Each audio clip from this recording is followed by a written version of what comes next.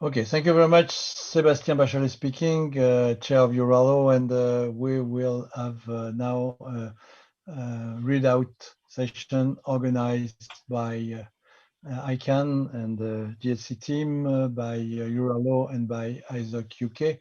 And the real introduction will be made by both Olivier, Crépin-Leblond, and Chris Mondini. Then thank you very much for coming and participating. We will try to go through a presentation of what's happened on ICANN 69 in 1.5 hours here. And I will share my screen, and then I will give the floor to Olivier in 1 second.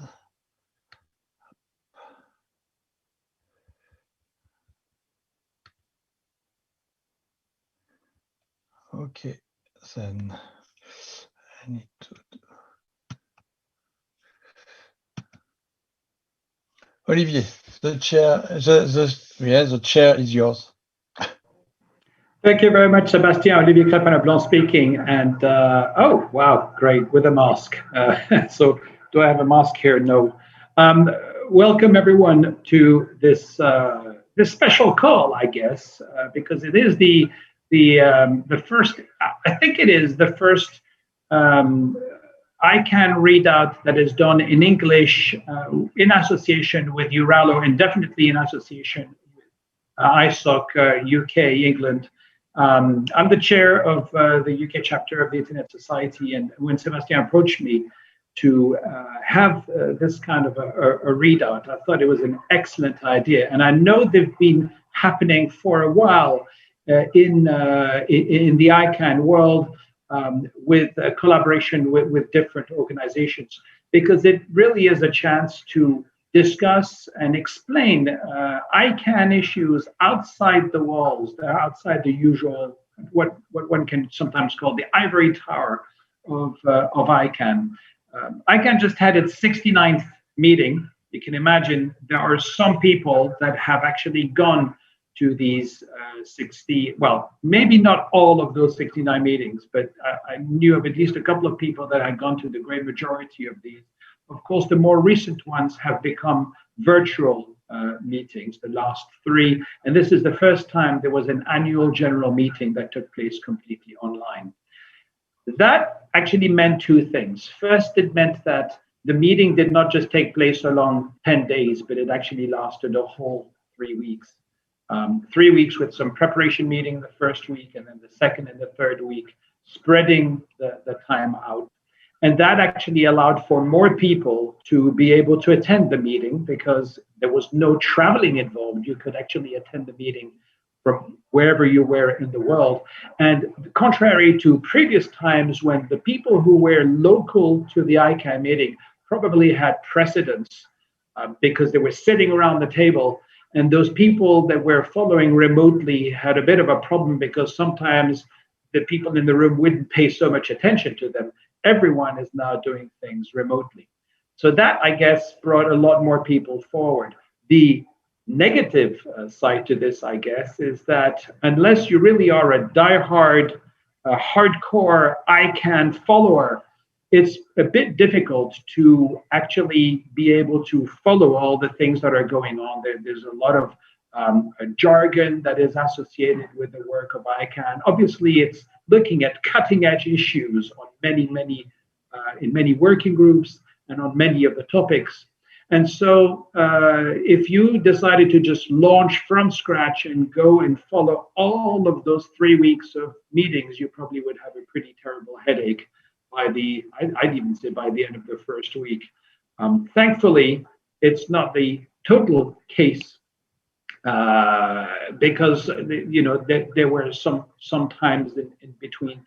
And it's great to note that now we've got these readouts where you'll be able to catch up on those 3 weeks of meetings and discussions in 90 minutes, maybe a bit less now that I've spent a bit of time explaining this. But it's really exciting to see that in this call, you're going to have the people that actually make things happen, the chairs, the vice chairs, the people in charge of working groups, that will be able to provide you with the really inside track, the fast speed inside track of what went on at this ICANN 69 meeting. So it's not going to be the same as being able to meet these people in the corridor, but if there was such a thing as a virtual corridor, this probably would be it. And with this, I guess I'll just have to move on and let Chris Mondini, I guess, who's next, introduce his part. Thank you. Hello, everybody. Thanks for that, Olivier. I'm Chris Mondini with ICANN.org, based in Brussels. I want to thank, of course, ISOC UK and Sébastien and everybody at EURALO for putting this on. I couldn't agree more with the sentiment of Olivier, which is that this is an opportunity to meet in a smaller group, to pursue what you might be interested in and answer questions. So all I have prepared is really just a very high level snapshot of what the meeting entailed. We have some subject matter experts on the deep policy topics that were covered at ICANN 69, and we won't want to miss hearing from them. But do know that my team and I, and really everyone on this call, is always happy to answer questions and be in touch. It's a little hard to prepare for these because sometimes we have deeply knowledgeable people about ICANN who follow ICANN very closely, and we have also some newcomers who we would like to help stay abreast of what ICANN is doing. And also, we've done a couple of these now, so if any of you were lucky enough to follow the one that ECHO put on for stakeholders, it'll be very similar remarks. But I'll just spend about 5 minutes giving a quick snapshot. I always start off by saying thank you to our hosts. We did a virtual meeting, which was meant to have been in Hamburg. So ECHO, the business association that's with us, Thomas is with us on the call. DENIC, who are of course the operators of .de, and the city of Hamburg were our hosts.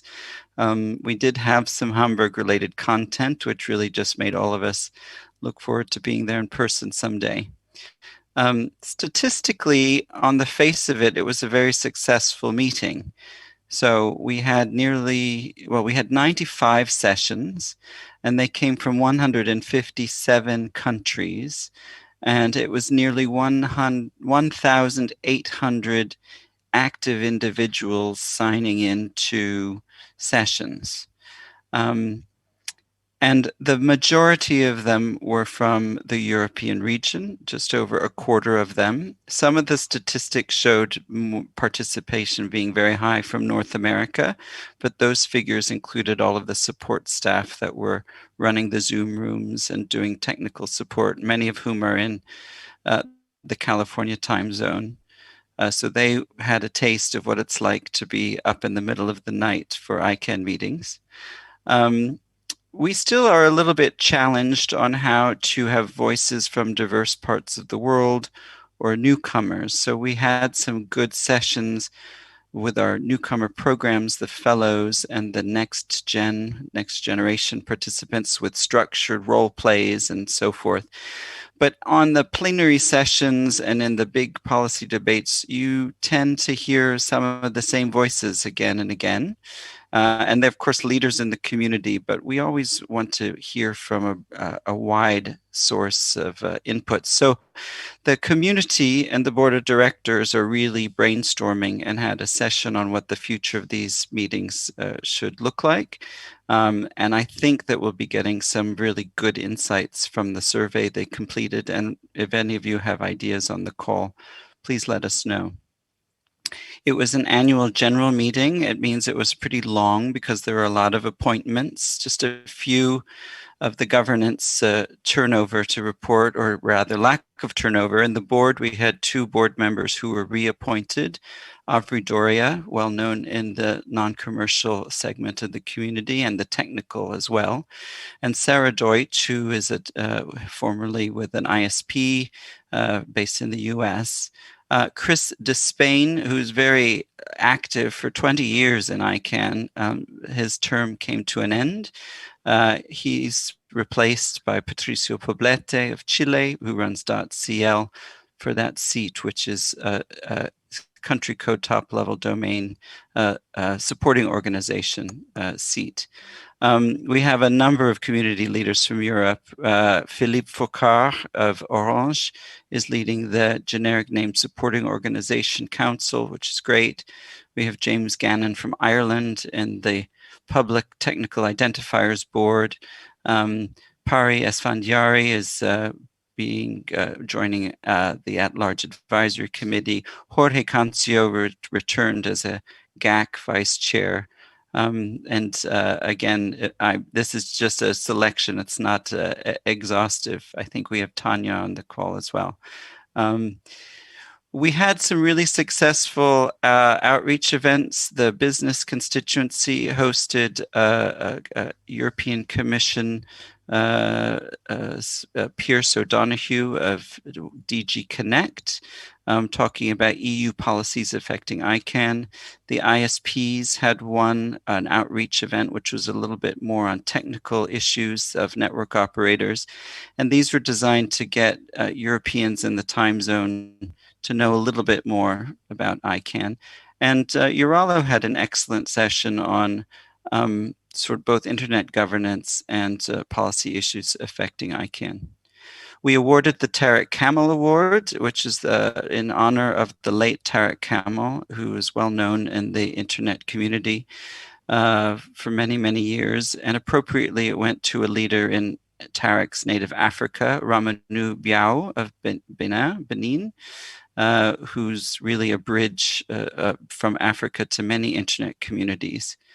The resolutions that the board passed, a lot of work gets done, and the board then also passes resolutions. And the resolutions related to a review of consumer trust and competition, some of the recommendations working through the system to improve those aspects of ICANN's work, and some protections for intergovernmental organizations like the Red Cross organizations.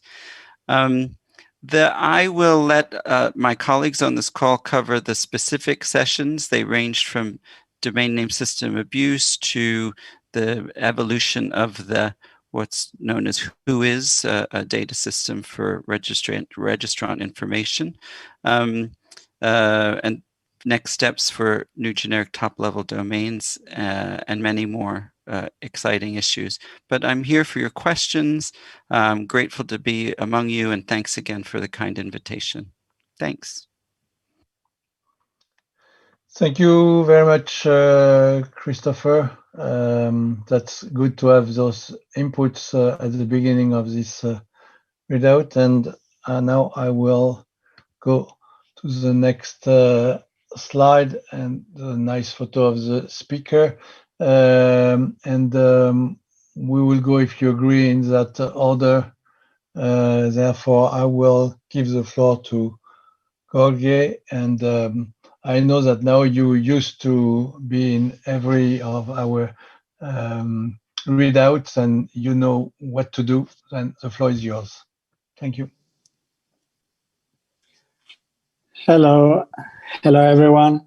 I see that I have a backdrop, a virtual backdrop. This is Jorge Cancio from the Swiss Federal Office of Communications. I'm the Swiss representative in the Governmental Advisory Committee. So I'm very happy to be here, and thanks to Olivier, Sébastien, ISOC UK, EURALO, and ICANN for inviting me, for organizing this. I thought that this time I don't wear my business attire, but show you a very nice t-shirt with something we have been missing all this year, the GEMS sessions, which we very much enjoyed, for instance, in Puerto Rico, where I think I bought this t-shirt last time, and where also Thomas Schneider used to come and play with the band. Thomas Schneider is my boss, our digital ambassador for Switzerland. So as Sébastien said, this is my third readout of ICANN 69. So I will use the occasion also to jump a little bit on the agenda and tell you a bit also about the GAC meeting itself. Then I can introduce a bit what we discussed on subsequent procedures. But on the GAC meeting, maybe it's interesting for you to know that in the GAC we have 178 countries and 38 observer organizations. So we are more or less 12 or 13 countries away from the total number of countries which are part of the United Nations. In ICANN 69, we had the active presence of 66 GAC members and 5 observers. We had GAC elections to the position of the chair of the GAC, where Manal Ismail from Egypt was confirmed as GAC chair for 2 additional years.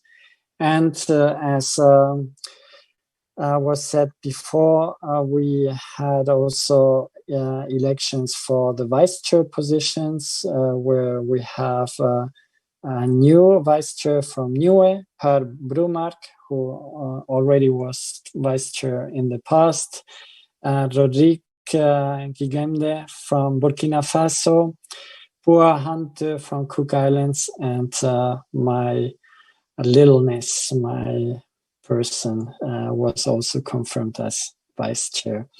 The Public Safety Working Group, which assembles a number of law enforcement agencies and other agencies, which, for instance, the Federal Trade Commission from the US convened for a number of times and had an intense agenda on its own. For the GAC as itself, we had at least 14 sessions where we dealt with the main topics of ICANN 69, DNS abuse, WHOIS, GDPR, EPDP, and subsequent procedures. We also had bilaterals where we discussed these issues together with ALAC and the ICANN board. And of course, we had time to devote to some internal matters of the GAC, amongst which the future of GAC meetings in this virtual setting was part of the discussion, and where we have to look into how do we replace exactly this kind of thing, social interaction, which we see is missing very much, and especially for newcomers is something which is lacking. The levels of active participation, what we can do about that, and finally also how we can onboard new people, bearing in mind that we have a very high degree of rotation. So if it is okay for Olivier, I will now talk a little bit about subsequent procedures. Nobody says nothing. I will go ahead. No problem. Okay, I'll try to be brief. Anyway, I'm not the mega expert on this, although I'm one of the topic leads in the GAC, together with Louisa Paez from Canada. You know that the working group with this special name of a subsequent procedures working group has been meeting since 2016. What they really do is prepare the rules for the next expansion of the generic top-level domain space. So it's really a key matter for ICANN. They finalized a final draft report of about 350 pages in August, and together with a questionnaire of about 80 additional pages with questions to the community about what the recommendations for these rules should be in the future. And this went to a public comment period, which spanned between 20th of August and 30th of September. And they received 51 inputs from governments, from civil society, from private business, from different parts of the community, including ALAC, ICANN.org, ICANN board, and also the GAC. For the GAC, I have a certain degree of responsibility because together with Luisa from Canada, I coordinated the GAC consensus input. And there we refer to a number of things that are very important to us, be it the predictability framework, the question of closed generics, the voluntary registry commitments, DNS abuse, applicant support measures, community-based applications, and of course the instruments in the hands of the GAC to intervene if it sees any problems or issues with applications during the next rounds. So we had the chance to discuss this both internally in the GAC, together with the co-chairs, Jeff Newman and Cheryl Langdon-Org from who are the PDP co-chairs. And then we also discussed this with ALAC and with the ICANN board. Perhaps important is that with the board we highlighted two issues: the interplay between the ICANN mission as amended in 2016 and the possibility to adopt and enforce voluntary registry commitments, and second, the need to implement the so-called CCTRT recommendations considered high priority before any new round starts, as we advised the board with our Montreal advice 1 year ago. And well, this is all in the GAC communique. So if you are interested, please download your copy and have a look at it. And the next steps really in SubPro is to continue analyzing the inputs from the public comment, update the final report by the end of this year, and then the final report will go to gNSO Council for adoption. And if it is adopted, to the ICANN board, so that this could happen in the first quarter or at least in the first half of 2021. We, as the GAC, will of course try to keep an eye on these developments and will intervene as appropriate, and look forward to good cooperation with both Jeff and Cheryl. Jeff, by the way, has been designated by the gNSO as liaison to the GAC, so it's a really great choice because during these last 4 years, he's got to know us very closely. So I'll leave it by that, and I'm happy and available to respond to any questions. Thank you. Thank you very much, Jorge. Sébastien Bachollet speaking, and I will give the floor to Thomas Rickert, please. Thomas. Thanks very much, Sébastien. I hope that that everybody can hear me and understand me. I'm Director Names and Numbers with ECO Association of the Internet Industry. We've conducted another readout that has been mentioned by Chris a bit earlier, but I'm very thankful for being a part of this. So thanks to the organizers, and I'm sure that you're going to hear have a very interesting and entertaining 90 minutes with these speakers. Now, I think a particular challenge for me is to highlight or summarize discussions that are the result of 2 years worth of community work, but I will give it a try.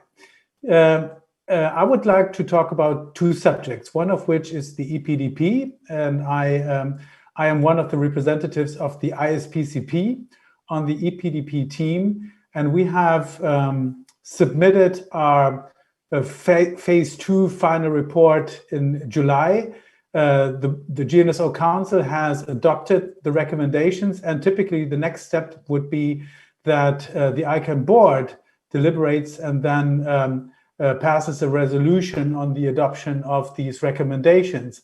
But actually on the EPDP and the SSAD, the Standardized System for Access and Disclosure, things are a little bit different than for other policy development processes in ICANN, because this is a highly controversial issue. As you will know, it deals with how to disclose and process registration data, what data shall be disclosed, what data shall be redacted, what the conditions are for accrediting requestors and making data available, for example, to law enforcement authority, consumer protection agencies, and other groups that have an interest in obtaining registration data for law enforcement purposes, trademark infringement cases, or cybersecurity related activity.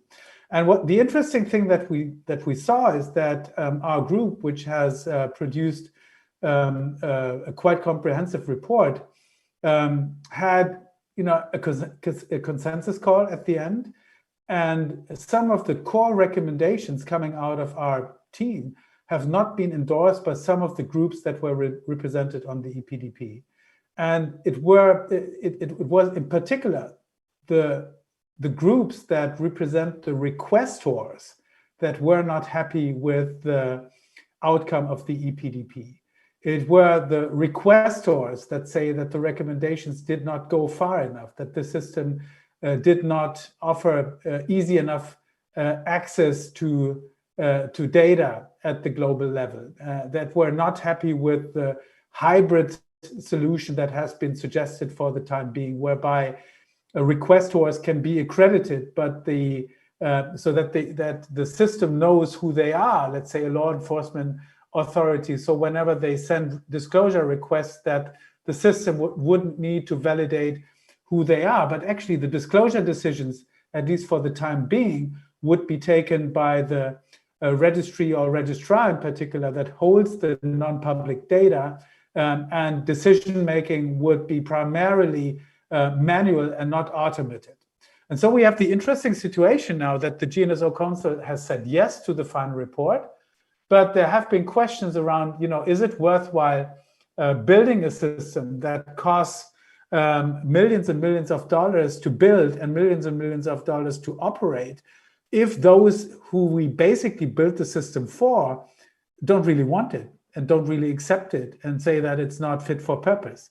And so that's a big issue at the moment. And the board has received from the gNSO Council the gNSO Council resolution with a couple of caveats that they should be doing some work before they actually take a decision on adopting these policy recommendations. So that's going to be interesting. And the ICANN board on this very subject has also said that they're going to use a so-called operational design phase to find out what the implementation for the SSAD would be, what the actual cost could likely be, and all that. And that has stirred up some controversy inside the community as well, because there are some who say, well, this is a good idea, so let's work on fleshing this out and planning properly for things, while others say, well, actually it shouldn't be with ICANN more or less to come up with this design, because that might take away the authority from in the community to actually design the policy surrounding the EPDP and the SSAD. So that's an interesting discussion. I think that you will probably hear something on that from Tatiana, who's going to speak a little bit later, or from Phillippe, but you should just know that this discussion is going on. It was my pleasure and privilege to also talk about or to moderate a plenary discussion on DNS abuse. And that's one of the reasons why I would like to say a few words about that as well. And what's been very interesting on DNS abuses, and this topic is sort of haunting us for many, many years now, is that if you listen to presentations from different groups, then you will easily find that the statistics that they present, the urgency that they frame, and the conclusions that they draw are based on statistical data that they have. And the statistical data that they use is different depending on the group that is actually talking. So a lot of the statistical material that we see is likely politically motivated in order to support the policy goals that these groups might have. And so I think that one of the outcomes of this plenary session was that it would be high time for the community to come together and agree on joint definitions on what actually constitutes DNS abuse, so that we clearly demarcate DNS abuse from other types of abuse, in particular those types of abuse that are outside ICANN's authority and outside ICANN's mission according to its bylaws, and also that we get a cohesive set of statistics so that we can actually compare statistical data coming from different sources. And the third point is that it is important for this highly emotionalized debate where folks say, well, I know that certain bad things are happening and that therefore ICANN should be doing more, or the contracted party should be doing more, that those who are saying these things should not offer only anecdotal evidence, but that they should actually firm up their allegations or their statements with real facts, so that it can be compared to the data that's been produced and presented by other data sources.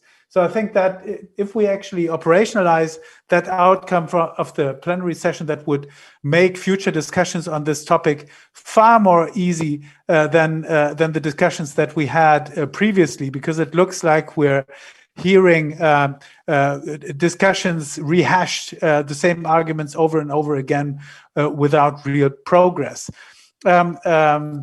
So I think the last point on that is that one encouraging part of the discussion also was that the DNS abuse framework that has been developed by some contracted parties and subscribed to by many more contracted parties has some resonance beyond the contracted parties' realm. So the Security and Stability Advisory Committee is also looking at exactly that paper to see whether common ground can be found. So maybe that is a source of information, maybe that is a paper, maybe that is a set of recommendations that can form a basis for the future dialogue and for action that can be taken in order to make the internet a safer place. So if you're interested in that document, if memory doesn't fail me, you will find it at dnsabuseframework.org. So take a look at that. If the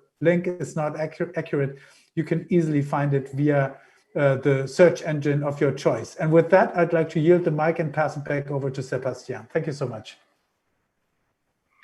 Thank you, Thomas. Very interesting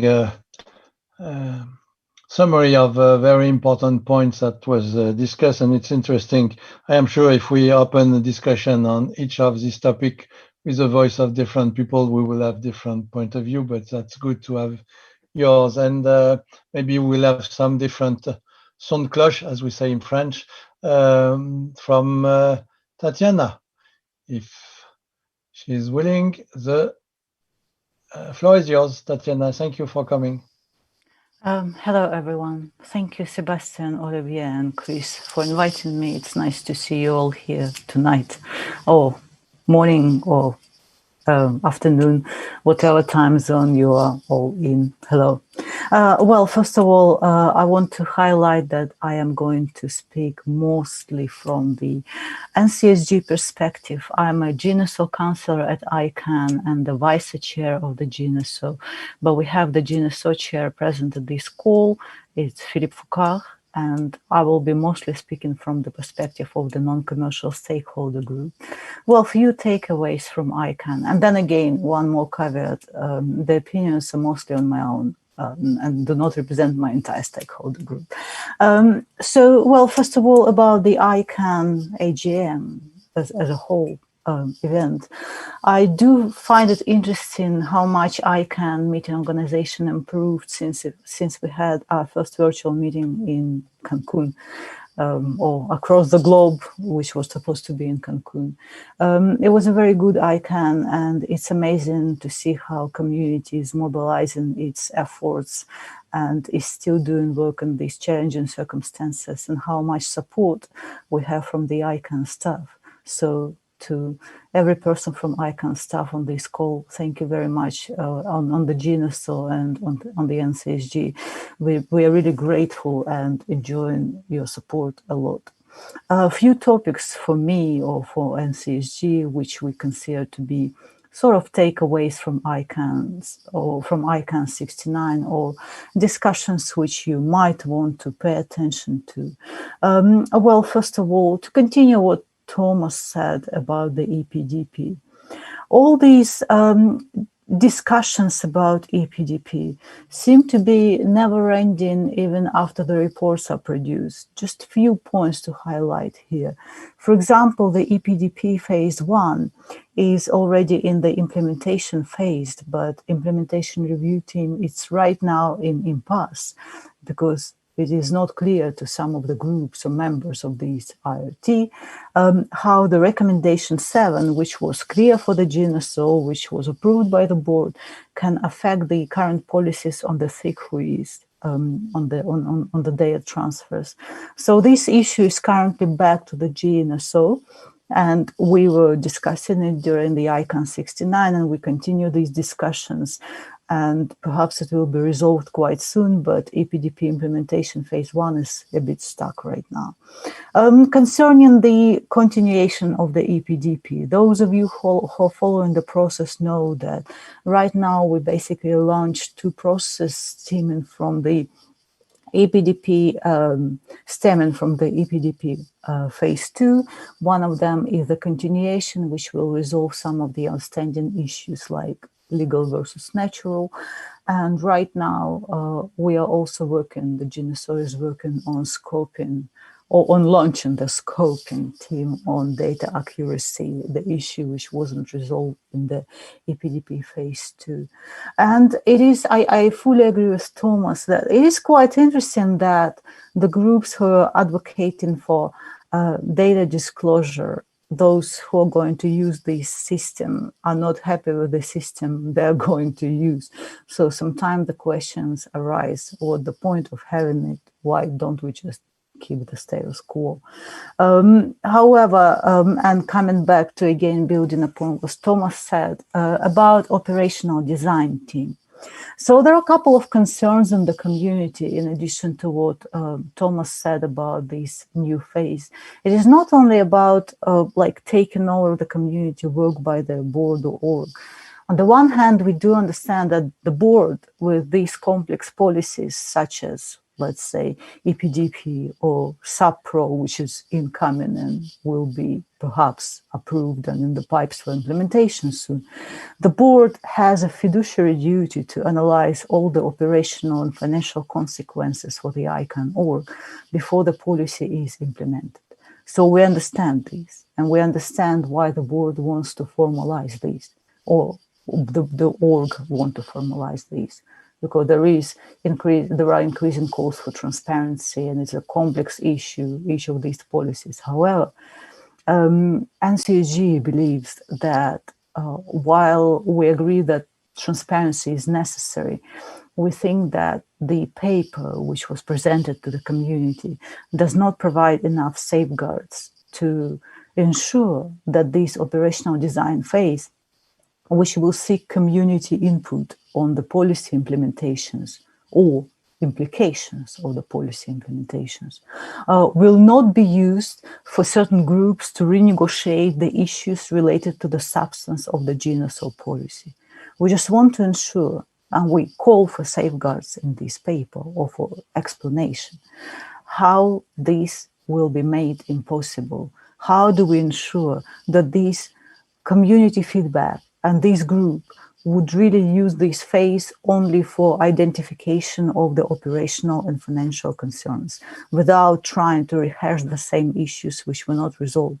It is especially important for controversial policies like EPDP, where, even right now when we look at the implementation of the phase 1, we see that the groups sometimes are rehashing the same issues, although they looked quite clear before. So this is one of the issues. And the second issue, but this is more on the gNSO level, is for the future, how can we actually improve ourselves using the operational and financial concerns? Shouldn't it be rather embedded in the policy development process than adding yet another layer and delaying already complicated and complex processes? So this is what we are trying to identify right now, how to also improve our work. And last but not least, a couple of words about DNS abuse issue. I fully agree with Thomas about hearsays versus statistics. Sometimes when I look at statistics presented at the DNS abuse sessions or in the DNS abuse debates at ICANN, I always remember this phrase that there are lies, dumb lies, and statistics. Personally, I always, when we talk about crime, and you know, I teach crime and criminal justice at the university, and one of the first things I tell to my students is always look at the methodology, always look at the reliability of data, and I always want to exercise it in this debate too. We need to know the methodology and not base the statistics on hearsay, because anything we will do on the DNS abuse will have long-term and long-lasting effect on the community and on the DNS. And in this regard, I believe that apart from just having clear methodology, what kind of data we are looking at, where they are gathered and how they are analyzed, we have to define DNS abuse. The more discussion I hear about this at the ICANN, the more they relate to content regulation. And sometimes it's so hard to distinguish from this debate.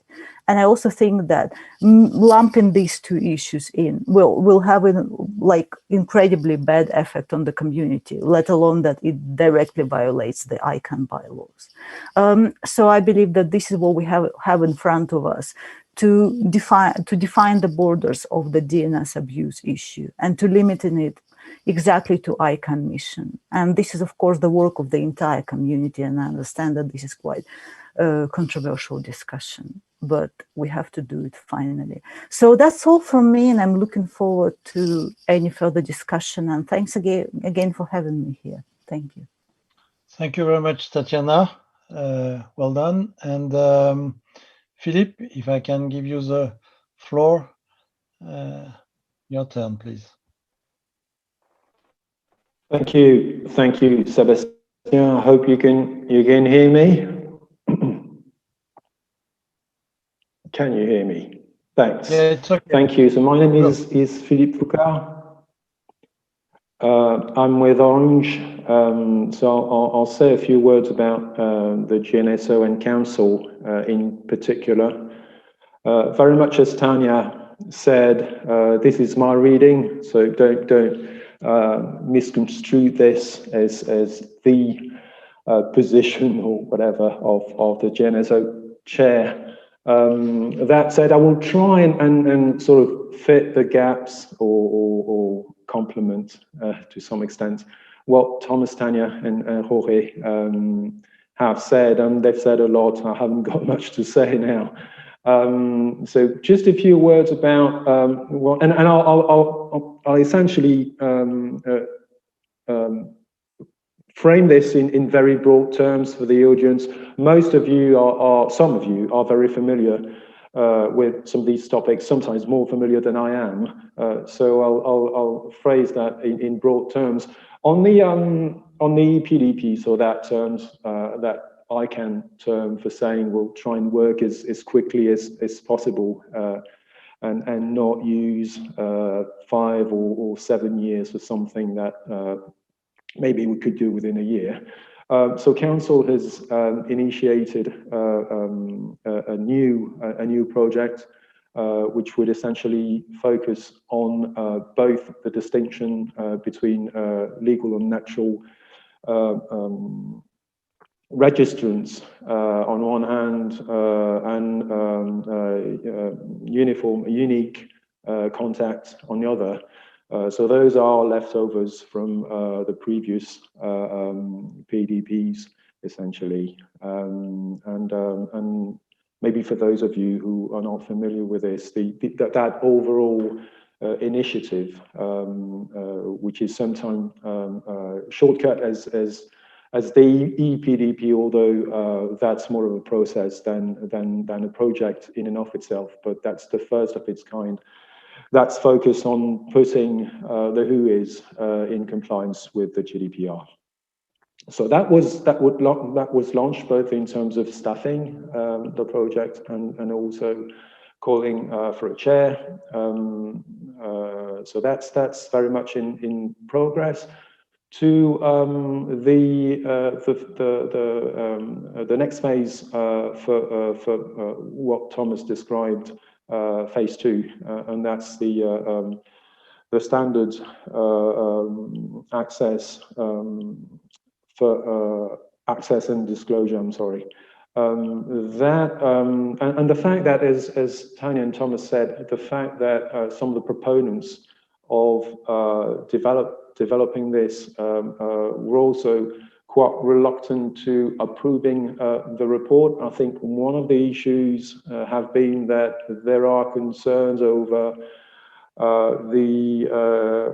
generally speaking, the accuracy of the data that's in there, and the very short and blunt summary that is sometimes used by those constituencies is what's the point of having a very complex infrastructure to access rubbish data? And I think they have a point to some extent. So that was the intent in trying to scope the problem on data accuracy and see how we can improve the situation. On phase 2 in general, and Tanya has alluded to this, there's indeed that framework of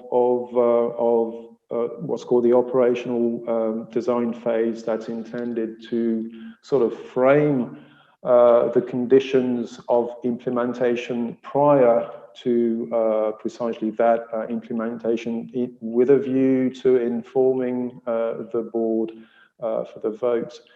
And I think that's there are two views within the gNSO on this, I think, which will hopefully be reconciled. But I think there's on the one hand, a number of people considering that this is a very useful tool in terms of documenting the process, and which could also be not only useful for the board, but also for the project themselves, so that there might be a need for PDPs to trigger that sort of tools moving forward. But also a number of people within the gNSO who may be concerned about this having an impact on the working, the PDPs themselves, when you consider that some of the things like the financial elements that are within the remit of that operational design phase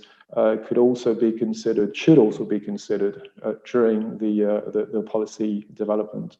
So those are essentially two views within the gNSO, which I think can be reconciled, and that will be indeed applied to the consideration by the board on the SSAD. Regarding indeed the leftovers and recommendation 7 and the thick WHOIS transfer policy, I think Tanya has said most of it. There's a bit of an impasse on this, but more broadly, we need to further work on how we can sort of articulate those 3 phases: the policy development, the design phase, as it's called, and the implementation. I'm staying at a very high level deliberately because I know that within the audience, some of you may not be familiar with this, and you're probably not interested in the details. I would just, for what as far as the gNSO is concerned, I'll just conclude with saying that by the end of this year, we'll be considering two very important final reports. That's the all right protection mechanisms. That's due next month, I think. And the other one is the one that Jorge referred to. Those are major deliverables for the gNSO. That will be the result of 4 to 7 year initiatives. And I'm glad we could come to a terms to some extent with these, bearing in mind that this is the only the first stage, and implementation will be considered after that. So with this, I'll just conclude the only gaps that I wanted to fill, given what Thomas and Tanya had said. I'll say a word with my ISPCP hat, as well as Chris alluded to at the very beginning. We had an outreach session where we addressed a number of topics. The first of which was the impact of COVID on the ISP networks, for instance, and the other one where I had the pleasure to speak as well was on the impact of the introduction of DNS encryption, and we discussed from an ISP's perspective the question of the return over investment, and the question mark that's on that aspect for an operator in terms of trying to find I wouldn't call that a business model, but a rationale to introduce the protocols like DNS over HTTPS, for instance. And we had a very interesting discussion on this, and I'm sure there's going to be others, since DOH is very much on the radar of a number of SOs and ACs within ICANN. So with this, I'll just conclude my presentation and be happy to take questions if there are any. Back to you, Sébastien. Thank you. Thank you very much, Phillippe. It's very useful and interesting to have your point of view from the gNSO. Let's go to the next people, and I am really very happy to have Katrina Sataki, who is the chair of the ccNSO. I guess you were a little bit surprised when we invite you, but we and EURALO and I guess ISOC UK, we consider that it's important not to have just one part of the organization. We are not able to have everybody.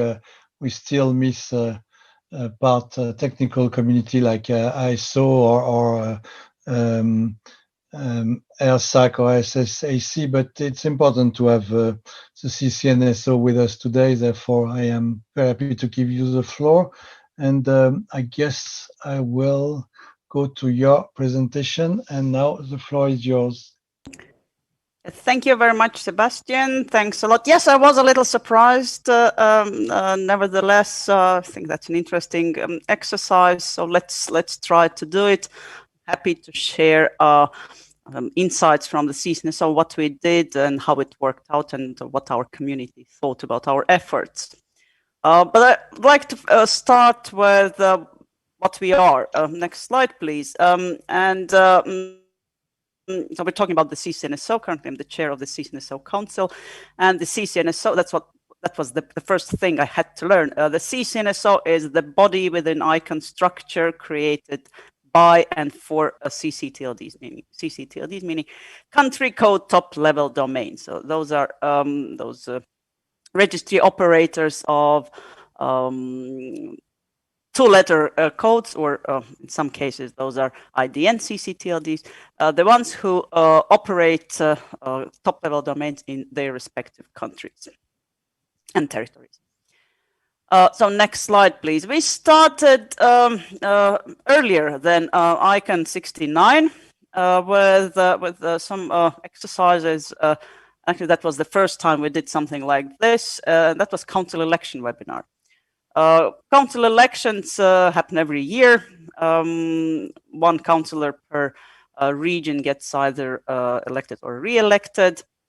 And to make sure that we have new people joining the council, so that they don't think that okay, we don't know what it's all about, we don't know how what the people expect from you as a councillor. So we had these council election webinars. During these webinars, we tried to explain what it's all about, what is expected from councillors, how to become a councillor, and try to answer all the questions people had. And actually, it worked out very well. And in March, we'll have 5 new councillors. Actually, all councillors from each region, so they have someone new on the council.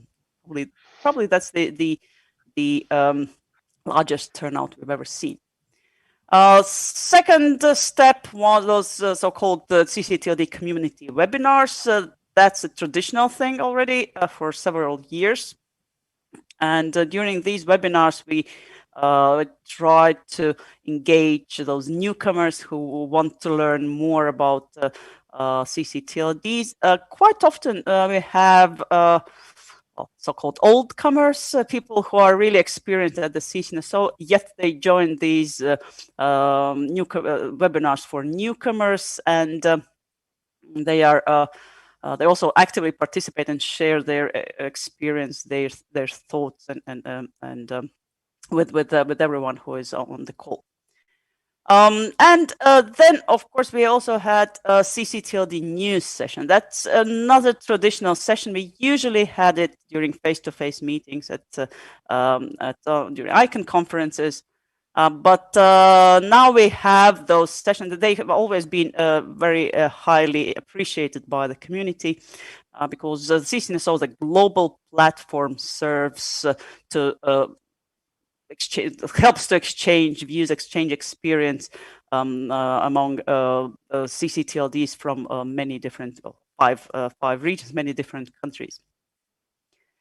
And ccTLD news sessions, we try to get presentations from ccTLDs when they share their views and their some news from their own registries. This time we tried to, that was one of the suggestions from our community. We tried to get presentations about policy changes, about the way COVID had impacted those policy developments within registries. We didn't get so many presentations on how to develop, how ccTLDs changed or adjusted their policies during this time, but we had very interesting presentations. Next slide, please. So first day was about we talked about policy. We've concentrated mainly on the European region. We also heard about some new initiatives in Australia. Policy updates and activities .ng, and also some about digital assistance program. ccTLD news session, second session, next slide please, was, again, we had excellent presenters, talked about transition of .vu, different legislative harmonization processes, trademark protection mechanisms under .ua, and also about the success of ID and ccTLD of Russia.rf. Next slide, please. Then the actual 2 weeks of ICANN 69, we had members meeting and some working group meetings. And here I'd like to stress two two of our sessions. So one was a governance session that was mainly concentrated on those issues that are related to the governance of the ccNSO. We have the rules that were developed and approved back in 2004. And in many cases, they do not serve the purpose anymore. So we discussed the ways to what to change, and if the members thought that there were any changes necessary. We also discussed the introduction of term limits for councillors. Currently, we do not have any, and we also discussed the way we deal with check and balance mechanisms that we have, the way how our members can, if they disagree with council decision, how they can ask for a vote. So currently that's we have as a requirement of 10% of ccNSO members asking for a members vote. So the question was, is that still okay, taking into account the significant growth of ccNSO membership during these past 16 years, or maybe that's too high, too low, or should we stick with that? And the input that we received from the community will be used by our internal work group, so-called Guidelines Review Committee, which looks into all the documents that we have. We'll use this feedback to develop proposals that will be shared with the community. Another session was on the impact of COVID-19 on the work of registries, especially on registration data, all those trends. Many CCTLDs see the growth of in their zones because due to these lockdowns, and the world has grown big again in some respect, but it also shrinked a little because, as you know, now many of us cannot travel, so we're restrained within our own country. So country codes become more and more relevant. One thing I want to stress here is that all this prep work we put into preparing these sessions. So we had presenters from different regions, and they worked very hard to prepare this session. So they knew what others were saying, so they could work on their own presentations so that they did not repeat but complement each other. And that also helped with the discussion we had in part 2. It was not just the traditional Q&A session we usually have after presentations. This was a real discussion, and what we can say in this virtual format, and probably even when we go back to face-to-face meetings, prep work, yes, it's difficult, it's very time-consuming and resource demanding thing, but it pays off. Next slide, please. Yeah, another, of course, Tech Day. Also, that's for tech community, again, very highly appreciated. At joint meetings, it's always great to meet with the gNSO and other colleagues from other communities. And of course, a council meeting, traditional council meeting that we usually have face-to-face. Next slide, please. We also, after every meeting, we ask for community feedback.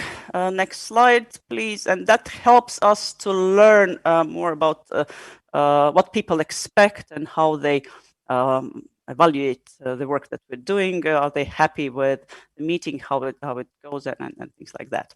Next slide, please. You can see that pretty happy with what we're doing.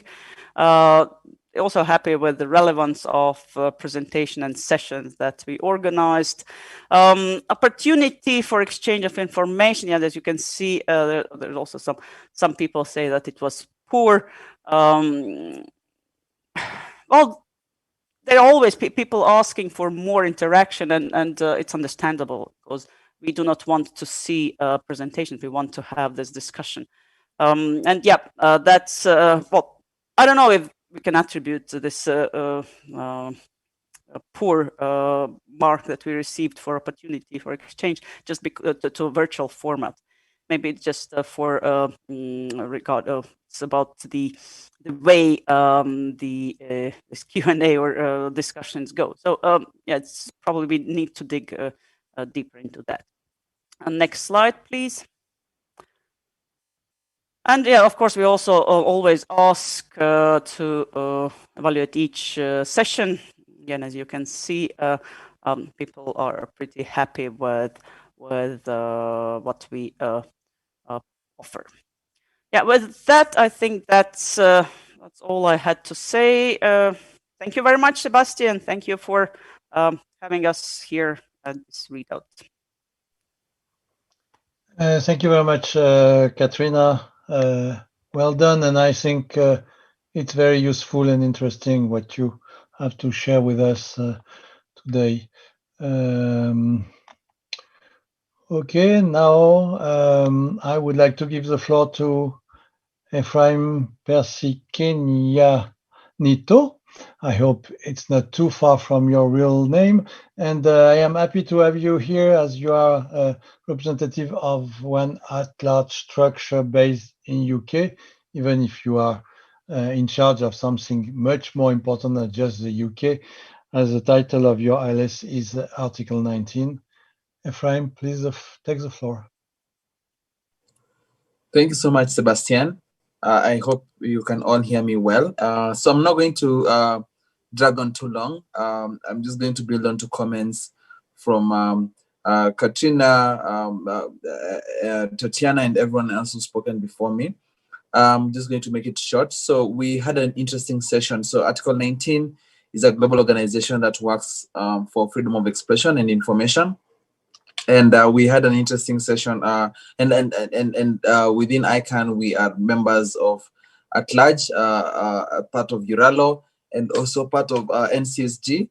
And we had a session, joint ALAC and NCSG session on ICANN and human rights, a way forward, where we discussed a framework for implementation of section 27.2 of the ICANN bylaws on mentioning human rights. So during the session was very well attended. We had more than 190 people joining the session, and we tried to discuss a draft tool, which we're trying to see how to translate Workstream 2 recommendations and trying to translate them on their impact on human rights to help SOACs assess themselves and ensure that the SOACs and other groups keep track of their implementation of human rights, and not just human rights, but Workstream 2 recommendations in general. So the session was very well attended, and there are a few action items potentially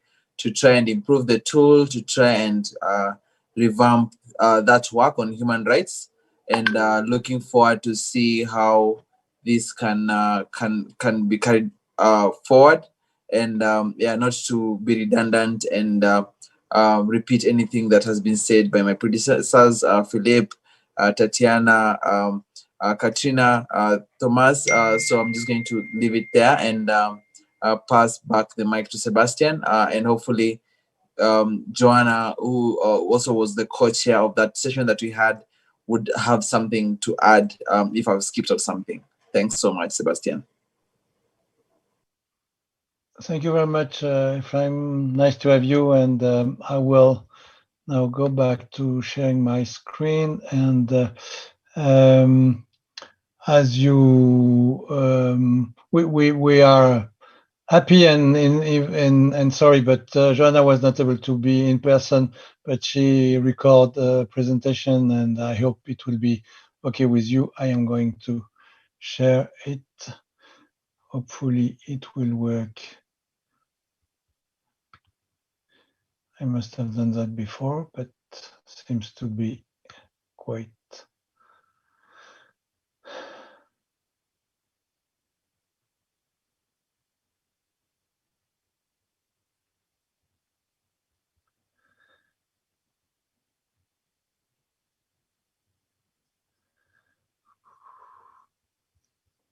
Okay.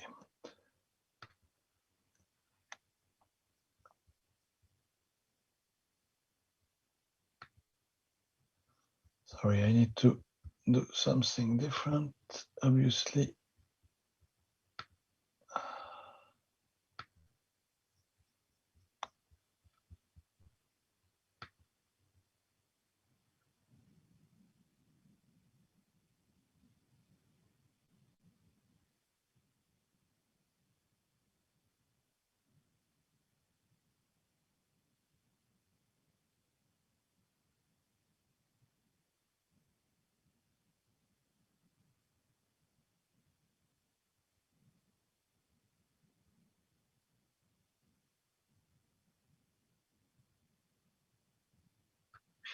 Sorry, I need to know if you see the... Sébastien, this is Claudia. I could see it, but I'm not hearing any audio. Would you like me to share my screen? You are not... yeah, if you will, maybe you know, but I don't know why you don't hear the sounds, but yes, please go ahead. Thank you. One moment.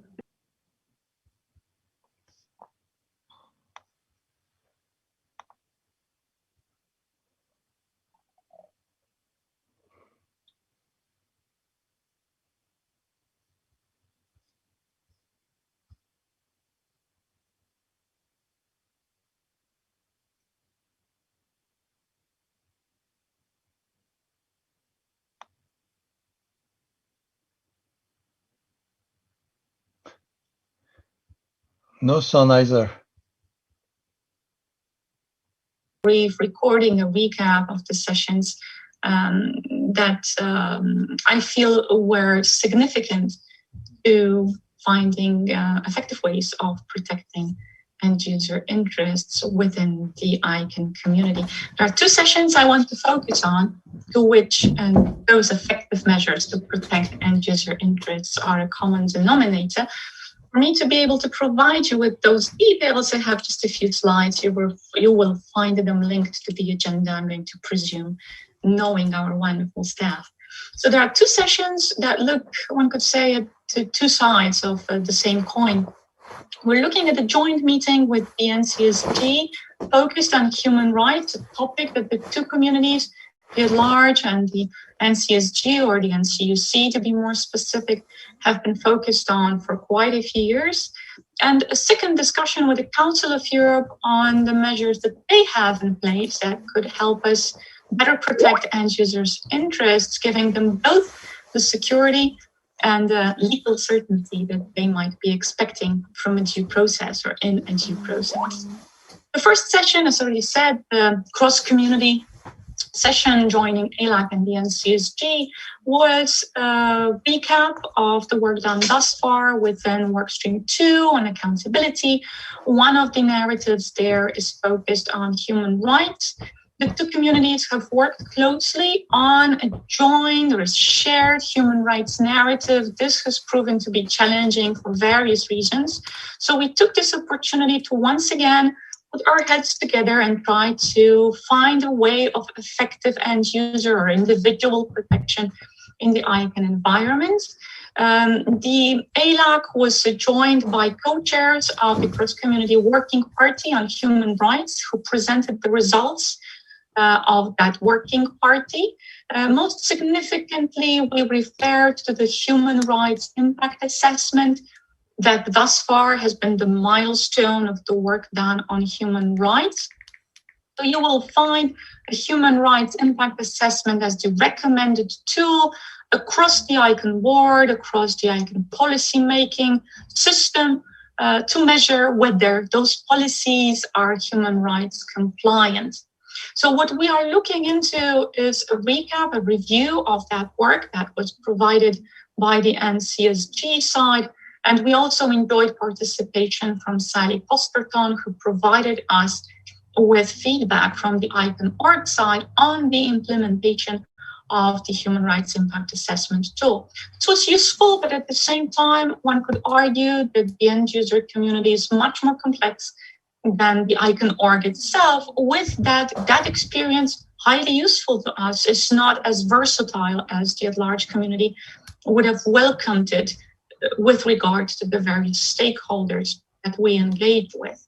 So we've enjoyed the presentation of the work thus far, and then we induced a discussion on the way forward. The at-large expressed concerns about the human rights impact assessment tool as not the perfect measure for us to implement human rights obligations within the ICANN community as per the bylaws.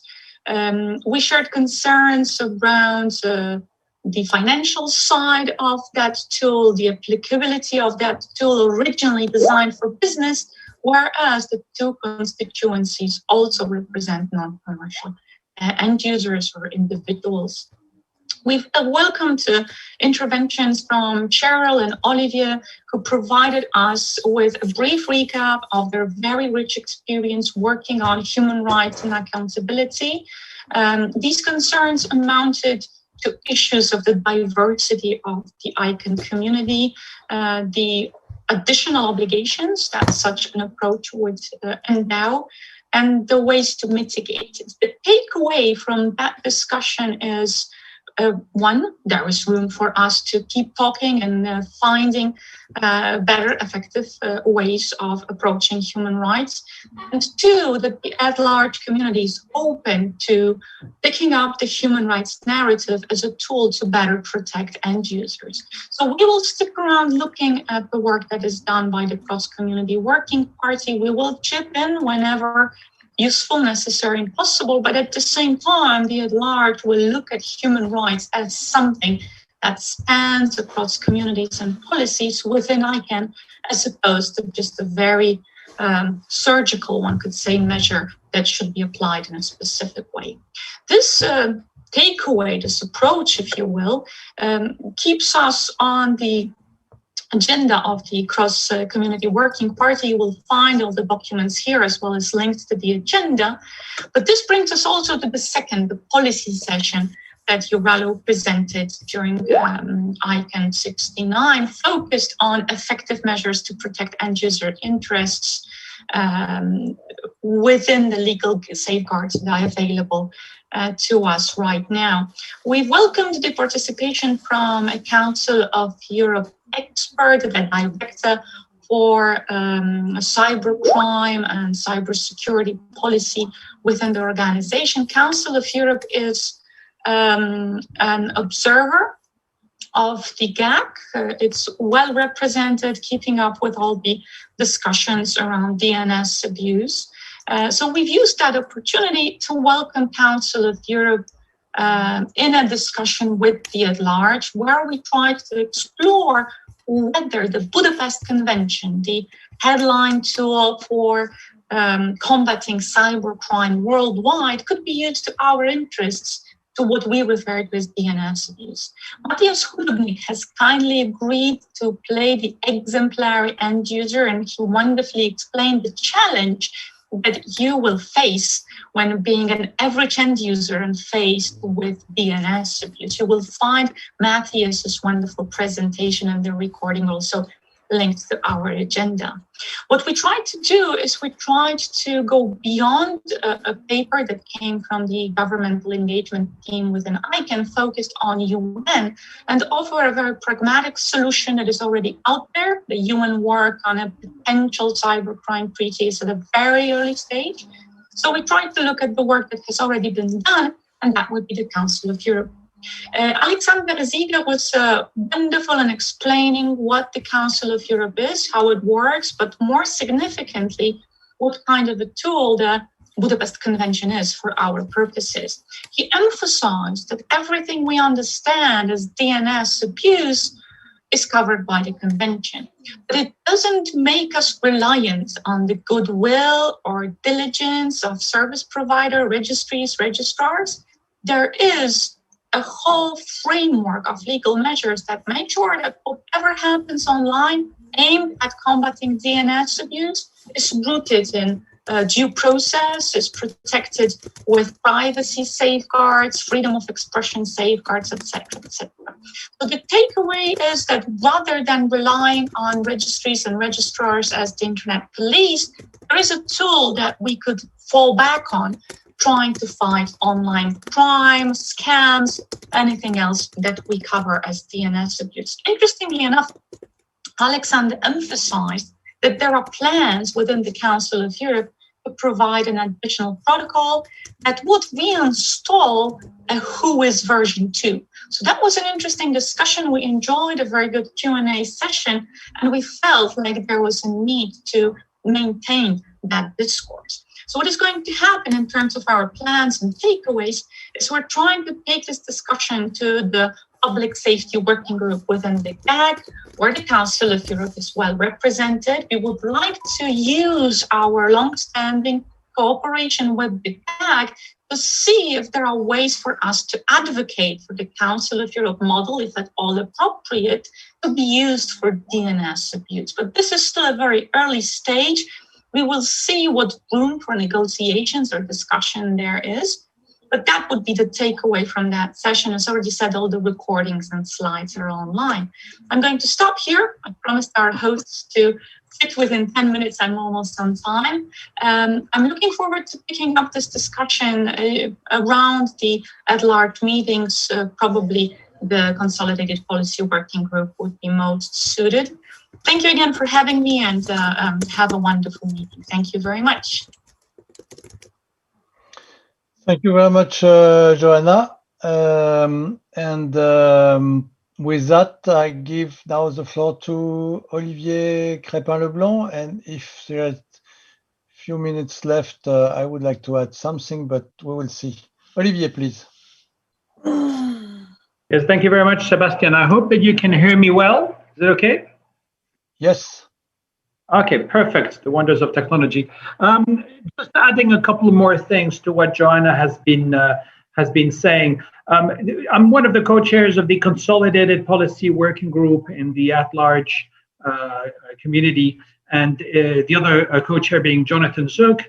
And what we do is every week we have a call that looks at specific issues, of course, standing issues, standing working group issues, such as the biggest working groups that you've heard about in the generic name supporting organization, the expedited PDP on generic top-level domain registration data, and the one on subsequent procedures, that big thing that's coming up in the future with another round of creation and applications for new generic top-level domains. But the ALAC has been focusing on specific issues as well for a number of years, and has been discussing these both in between other topics, but also whilst it was deliberating to respond to public consultations, which is one of the things that this Consolidated Policy Working Group does on a regular basis every week, as I said. The main topics that the ALAC has been focusing on revolve primarily around the issues of DNS abuse. I think that there's also been a public session that was done by others, the domain name business, everything you want to know, ask or discuss. And there was a plenary session on DNS abuse, which were organized not by the ALAC, but by other parts of ICANN. And we found this to be particularly important, and reflect on this also locally and how that works with our plans and with our discussions that we have locally. Some of the concerns when it comes down to end users and DNS abuse is that many people in our community find the definition of DNS abuse to be a little bit tight, because there's always this concern between ICANN going too far and dealing with content issues, and ICANN not going far enough and basically saying, well, the DNS abuse is a very small thing, and we really haven't got very much to do about it. We're noticing that there's some good points moving forward in DNS abuse. The ALAC is certainly keeping a watching brief on this and hoping that everyone will work together. I spoke about GDPR compliance and the expedited PDP. Well, I don't think we need to touch on this any further, but that's one of the things that we've been working on. Human rights, of course, as Joanna has mentioned to you a moment ago, the subsequent procedures, a huge topic, and we've had an enormous amount of discussions on that, including some stellar, really incredible work by Justin Chu, who has been a regular member of the gNSO working group dealing with those issues, and who has provided a huge number of scorecards on each one of the topics for our community to be able to discuss things and come to consensus on each one of the issues. All of this work is public, so you can go and consult the scorecards. They make for fascinating reading, and that they include historical perspectives on how the ALAC reached the point today, and of course how the rest of the community reached the point that we are in today. We had some discussions on virtual meetings. The at-large community is very loosely knit. We cover the whole world with at-large structures and individual members, and not being able to meet face-to-face has been quite a challenge, especially for our colleagues in parts of the world that do not have the best of connectivity. Their telecommunication costs have certainly rocketed over the past months. Universal acceptance still a very hot issue in at-large.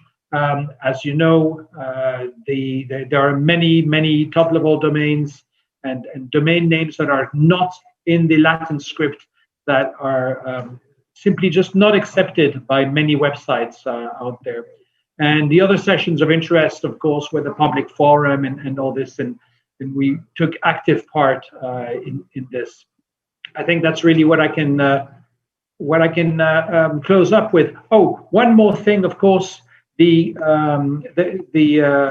engagement group on internet governance. I didn't mention this one. Now that's again a loose group that is the kind of follow-up to the cross-community working group on internet governance, which was disbanded quite some time ago.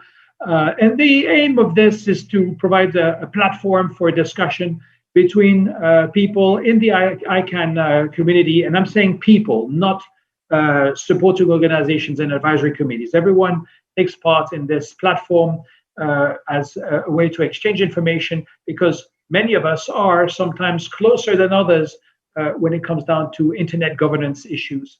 There was a big discussion on regulation with some examples about platform regulation that has taken place in recent months, sometimes triggered by the COVID-19 global emergency.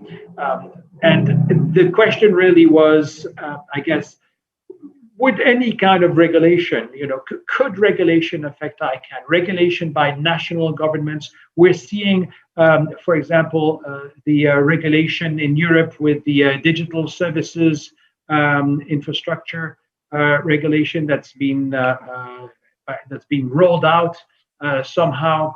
We had some feedback on this by ICANN IGO engagement.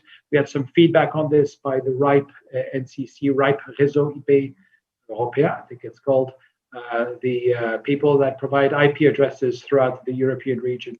And then, of course, we had a discussion with the board working group on internet governance, because the board also has a working group that deals with this. Oh, I forgot Pierre Bonis from the ccNSO, who also spoke about the Digital Services Act consultation. And then we had some staff updates and participant updates on many of the things that are taking place out there. Internet Governance Forum, things at the International Telecommunications Union, the United Nations in New York, various working groups of the International Telecommunications Union. There's just so much going on out there, and a lot of the issues, unfortunately, have the potential eventually to affect ICANN. So we can't live in a world devoid of these outside influences. At the same time, we shouldn't focus all our work on that, because as you will have noticed from this readout, a heck of a lot of other things took place at the ICANN meeting, which was the first virtual meeting. So back to you, Sébastien. Thank you very much, Olivier. It's the time we're supposed to finish. For the people who can stay, 10 minutes more, we will be happy to entertain you for more minutes. I will give you a very short presentation of what's happened with the roundtable organized by EURALO. But if you have any question, please raise your hand. If you stay with us, I am sure that we will be able to answer your questions. I will go to this. No, I need to do up here. And we organized two roundtables about the European perspective on ICANN and the other one on the ICANN and internet governance.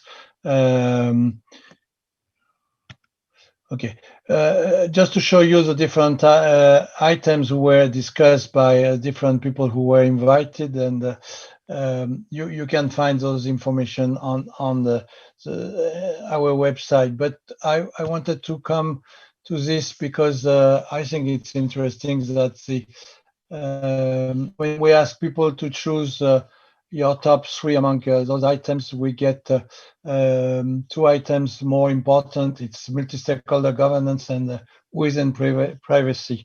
And to the next item about internet governance, here you have the topic. It's quite interesting to see that three people decide to talk about Digital Service Act.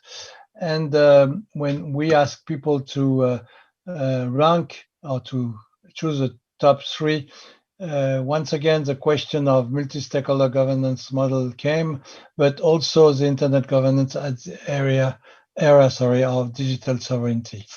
I guess it is, yeah, I will stop here.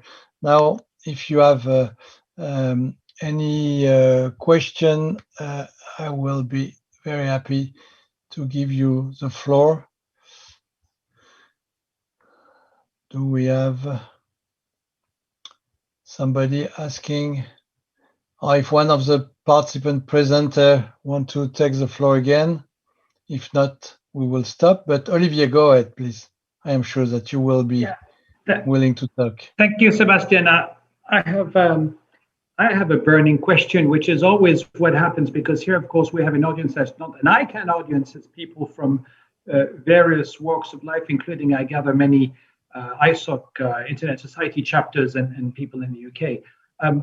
Okay, this is all great stuff, but how does one get involved in those things? And you don't want to answer this question, Olivier? Sorry?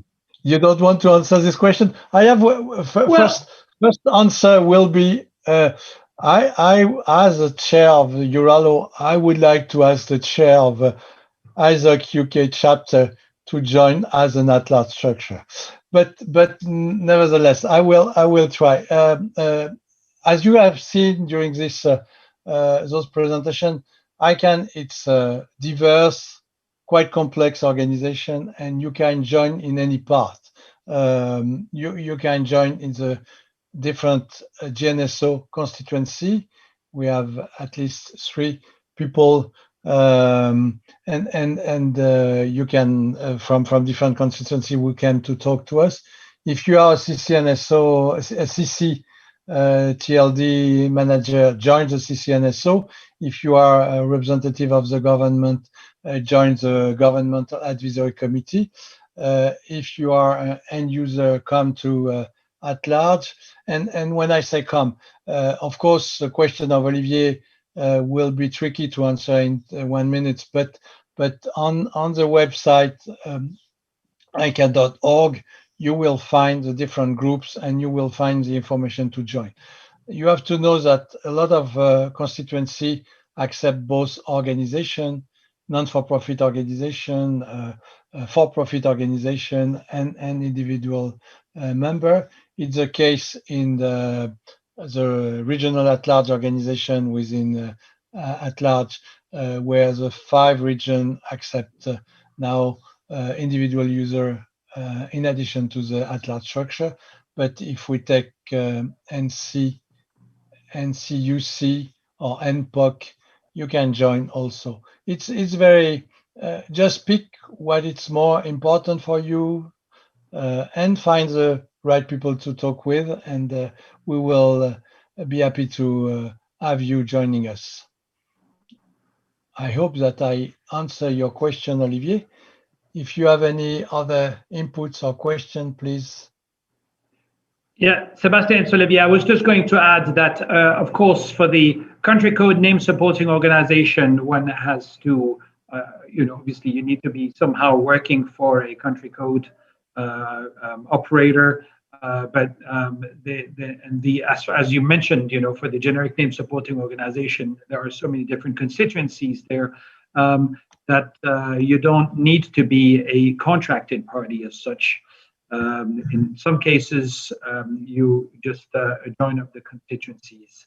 And so there are many different roads to enter the ICANN communities. I just wanted to add one thing. Often you read about ICANN does this, ICANN does that, ICANN has gone rogue, and it's accused of so many different things that it's done. And the decisions that get taken at ICANN are not just decisions of the ICANN board of directors or the decisions made by ICANN staff. In fact, the decisions are made in a bottom-up way, in a multi-stakeholder bottom-up way, with working groups, with a complex set of working groups and an enormous number of people that spend countless number of hours to try and cover every angle possible in a policy. And sometimes, yes, sometimes you're not going to get your way and you're going to get a solution that is not optimal, but that's the nature of the multi-stakeholder system.